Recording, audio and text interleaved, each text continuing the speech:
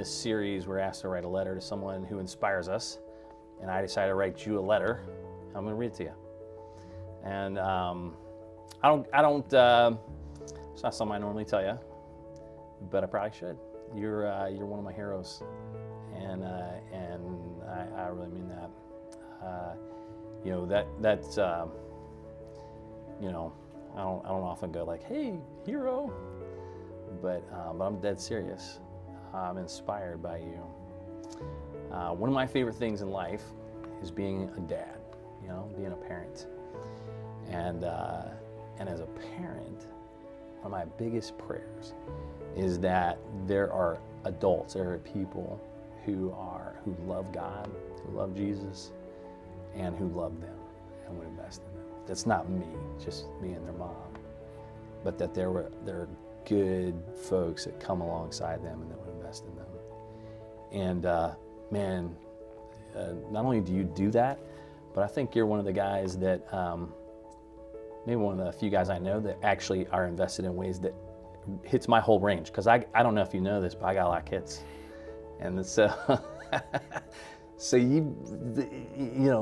people don't know this, but you volunteer in our children's ministry as well as in our youth ministry. Sometimes on the same morning, you're running the halls trying to connect. And so you actually hit all of my kids. And you invest in ministry in their lives. And I don't know if you realize what a big gift that is. And what an answer to prayer it is for me as a dad, and for Cami as a mom, and for all the other parents of kids that you do. I don't know if you're the only volunteer that does both, but it's pretty amazing. And it's amazing for our whole church. A lot of guys in their 20s and 30s, they kind of drift away from faith and from church, and they're not bad dudes. They just get busy with life and pursuing stuff and whatever.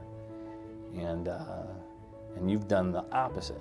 Like you set your priorities and you leaned into the church, and you've invested in ways a lot of guys, young men your age, don't do. And that's rare. But it's really what my hope is for all of our young guys. And it's my hope for my boys, that they would do that the way you do. You model the priorities and the investment that I want my own sons to have. And man, I cannot thank you enough for that. Now, some of our volunteers are much more beautiful than you are. Some,